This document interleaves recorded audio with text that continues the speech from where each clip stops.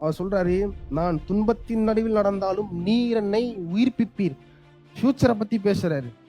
துன்பம் வந்தாலும் சரி, பிரச்சனை வந்தாலும் சரி, எந்த காரியங்கள் சூழ்நிலை மாறினாலும் சரி, ஆண்டவரே நான் கூப்பிட்ட நாள்ல நீர் எனக்கு பதில் தருவீர், நீர் என்னை பலப்படுத்துவீர், நீர் என்னை தைரியப்படுத்துவீர் அப்படிலாம் சொல்லிட்டு ஒரு எதிர்காலத்தினுடைய நிச்சயத்தை பெற்றுக்கொள்றாரு பாருங்க. தேங்க்ஸ் பண்றதுனால எவ்வளவு பெரிய ஒரு காரியம் நடக்குது பாருங்க. தேவனுக்கு மகிமை வருகிறது.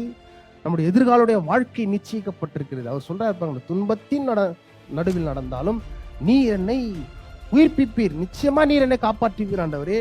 என் சத்துருக்களின் கோபத்துக்கு விரோதமாக உமது கையை நீட்டுவீர், உமது வலதுகரம் என்னை ரட்சிக்கும் சொல்றாரு பாருங்க. உயிர்ப்பிப்பீர், நீட்டுவீர், ரட்சிப்பீர்.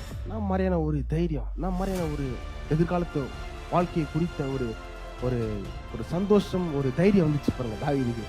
அதுக்குதான் நம்ம தேவனை துதிக்க நன்றி செலுத்த நம்முடைய எதிர்கால வாழ்க்கையும் அற்புதமாக தைரியமா வந்துடும். பரவாயில்ல, என்ன நடந்தாலும் பரவாயில்ல, கர்த்தர் என்னோட கூட இருக்கிறார், எல்லாவற்றையும் நான் ஜெயிக்க முடியும்.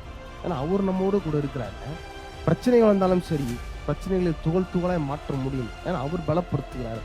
அப்போ இந்த சங்கீதத்தை அவர் முடிக்கும் பொழுது எப்பேற்பட்ட ஒரு நிச்சயத்தோடு முடிக்கிறார் அப்படின்னா, கர்த்தர் எனக்காக யாவையும் செய்து முடிப்பார், கர்த்தாவே உமது கிருபை என்றும் உள்ளது, உமது கரத்தின் கிரியைகளை நிகழ விடாதிருப்பீராக. அப்ப இங்க முடிக்கும் போது எப்படி முடிக்க போறாருன்னா, நிச்சயம் வந்துருச்சு தாவீதுக்கு. வந்த பிறகு கர்த்தர் எனக்காக யாவையும் செய்து முடிப்பார் என்ற ஒரு நிச்சயம் வந்துச்சு. இந்த வசனத்தை வச்சு நிறைய பேர் ஜெபிக்கிறாங்க, நிறைய நன்மைகளை பெற்றுக்கொண்டாங்க. ஆனா இந்த முடிவு இப்படி இருக்கிறது. ஆனா எங்க ஆரம்பிச்சு தாவீது எங்க முடிக்கிறார் அப்படின்னு நம்ம பார்த்தோம் இல்லையா? எப்படி முடிக்கிறார் தாவீது? எப்படி ஆரம்பிச்சாரு?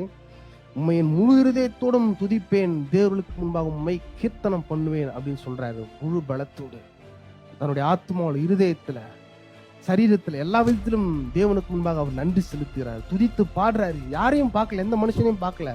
தன் வாழ்க்கையில எப்பேற்பட்ட நிலையில் இருந்தேன், எப்பேற்பட்ட சூழ்நிலைக்கு நான் உயர்த்தப்பட்டேன், எல்லாவற்றையும் சங்கீதம் 138 அவரை நம்மளுக்கு காண்பிச்சாங்க. அப்போ நன்றி செலுத்த தேவன் மகிமைப்படுகிறார்.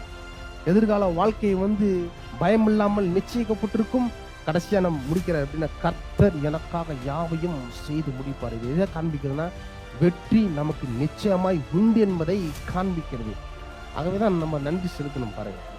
ஏன்னா கல்வாரி சிலுவையில இயேசு நமக்காக பாடுபட்டிருக்கிறார், மரித்திருக்கிறார், உயிரை கொடுத்திருக்கிறார். வேதம் சொல்லுகிறது இயேசுவே கொடுத்தார்.